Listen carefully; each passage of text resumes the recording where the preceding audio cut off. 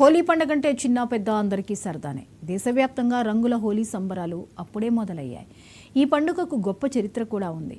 సత్యయుగం నాటి నుంచి జరుగుతున్నట్లుగా పురాణాలు చెబుతున్నాయి. అందరిలోనూ జోష్ నింపే ఈ పండుగను స్నేహితులు, బంధువులతో ఆనందంగా జరుపుకుంటాం.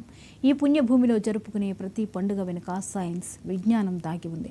పండుగ సంప్రదాయాల వెనుక ఉన్న విజ్ఞానాన్ని తెలుసుకోకుండా మన అవసరాల కోసం మార్పులు, చేర్పులు చేసుకుంటూ అసలు ఈ పండుగ అవసరమా అనే మీమాంసకు గురవుతున్నాం.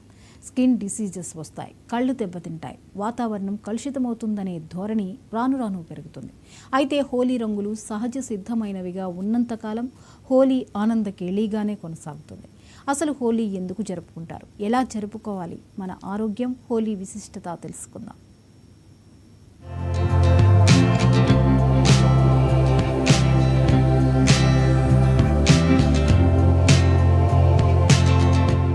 హోలీ పండుగ అంటే చిన్న పెద్ద అందరికీ సరదానే. దేశవ్యాప్తంగా రంగుల హోలీ సంబరాలు అప్పుడే మొదలయ్యాయి. ఈ పండుగకు గొప్ప చరిత్ర కూడా ఉంది. సత్యయుగం నాటి నుంచి జరుగుతున్నట్లుగా పురాణాలు చెబుతున్నాయి. అందరిలోనూ జోష్ నింపే ఈ పండుగను స్నేహితులు, బంధువులతో ఆనందంగా జరుపుకుంటాం. ఈ పుణ్యభూమిలో జరుపుకునే ప్రతి పండుగ వెనుక సైన్స్, విజ్ఞానం దాగి ఉంది. పండుగ సంప్రదాయాల వెనుక ఉన్న విజ్ఞానాన్ని తెలుసుకోకుండా మన అవసరాల కోసం మార్పులు, చేర్పులు చేసుకుంటూ అసలు ఈ పండుగ అవసరమా అనే మీమాంసకు గురవుతున్నాం. స్కిన్ డిసీజెస్ వస్తాయి, కళ్ళు దెబ్బతింటాయి, వాతావరణం కలుషితమవుతుందనే ధోరణి రాను రాను పెరుగుతుంది. అయితే హోలీ రంగులు సహజ సిద్ధమైనవిగా ఉన్నంతకాలం హోలీ ఆనంద కేళిగానే కొనసాగింది. అసలు హోలీ ఎందుకు జరుపుకుంటారు, ఎలా జరుపుకోవాలి, మన ఆరోగ్యం, హోలీ విశిష్టత తెలుసుకుందాం. మన పిల్లలకు తెలియచేద్దాం.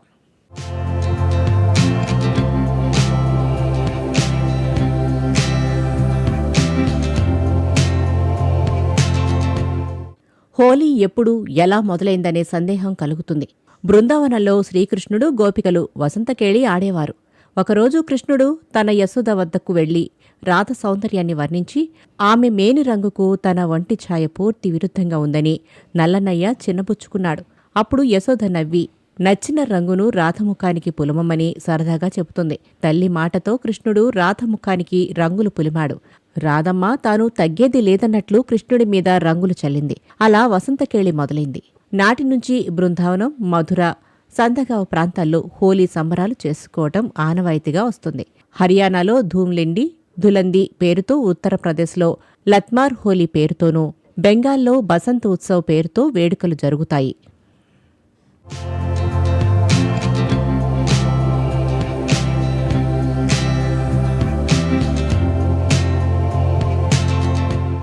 హోలీ పండుగ ఎప్పుడు వస్తుందో మనం కాస్త తెలుసుకుంటే ఈ పండుగ ప్రాధాన్యతను విస్మరించం. హోలీ వసంత ఋతువులో వస్తుంది.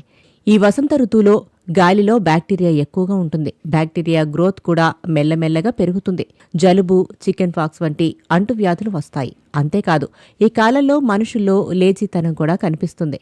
శరీరంపై డెడ్ స్కిన్ తయారవుతుంది. మరి వీటన్నింటినీ మటుమాయం చేయాలంటే ఆనాడు మన ఋషులు వారి దివ్య దృష్టితో ఈ వసంతోత్సవానికి శ్రీకారం చుట్టారు.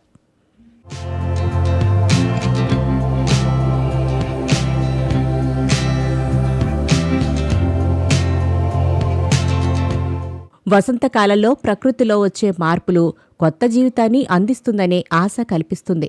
పాతది మనం మర్చిపోయేందుకు హోళికాను డిజైన్ చేశారు. అందరూ కలిసి పాత వస్తువులను మంటల్లో వేసి చుట్టూ తిరుగుతూ భజనలు చేస్తూ హోళికా దహనం చేస్తారు. ఈ మంటల వేడికి బ్యాక్టీరియా మన నుంచి దూరమవుతుంది.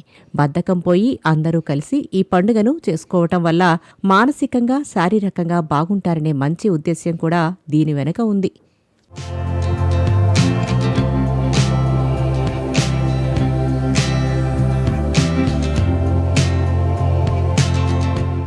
పెద్దల మాట చెద్దన్న మూట అని అంటారు. ఎలాంటి రంగులు చల్లుకోవాలో మన పెద్దలు చెప్పిన మాటలను ఆచరణలో పెడితే ఆరోగ్యానికి ఎలాంటి ఢోకానే ఉండదు. కానీ అందుకు విరుద్ధంగా నేటి తరం వింత పోకడలకు పోతుంది.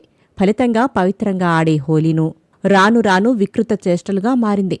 అసలు హోలీ ఆడాలంటే మోదుగు, తంగేడి పువ్వులు, పసుపు, బీట్రూట్ వంటివి ఎంతో అవసరం. వీటిలో ఎన్నో ఔషధ గుణాలు ఉన్నాయి. వీటితో తయారు చేసుకునే రంగులు చల్లుకోవటం వల్ల స్కిన్లోనికి వెళ్లవు. వీటి వల్ల శరీరంలో మార్పులు సంభవించి స్కిన్ ఎంతో అందంగా మెరుస్తుంది. ఇలా పువ్వులు, కాయలు, ఆకులతో తయారు చేసే హోలీ రంగుల వల్ల అందం పెరుగుతుందే తప్ప ఎలాంటి రోగాలు రావు.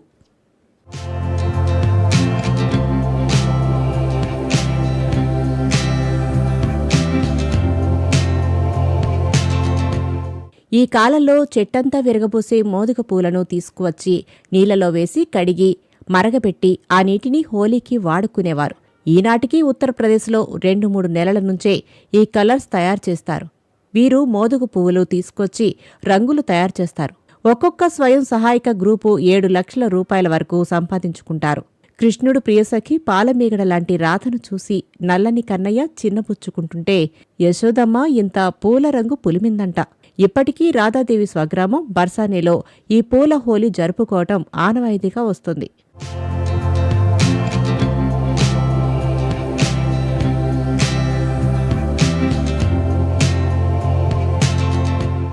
మారేడు చిగుర్లు వంటి చెట్లతో పాటు ఔషధాలతో తయారు చేసిన గంధం నీళ్లతో హోలీ పండుగ ఆనందోత్సాహాలతో జరుపుకుంటారు. బంతిపూలు, ఆకులు, బచ్చలి ఆకులు, బీట్రూట్, పాలకూర, దానిమ్మ గింజలు, దానిమ్మ తొక్కలు, గోరింటాకు వంటి సహజ సిద్ధమైన వాటితో రంగులు తయారు చేసుకుని వాటిని చల్లుకోవడం, హోలీ సంబరాలు జరుపుకోవడం ద్వారా ఆరోగ్యానికి ఆరోగ్యం, ఆనందానికి ఆనందం. ప్రస్తుతం బజార్లో దొరికే సింథటిక్ రంగులు వాడితే అవి కళ్లకు, చర్మానికి హాని చేస్తాయి. ఫలితంగా పలు తెలంగాణ, పశ్చిమ బెంగాల్ వంటి రాష్ట్రాల్లో ఆంక్షల నడుమ రంగుల కేళిని ఆడుకోక తప్పదు.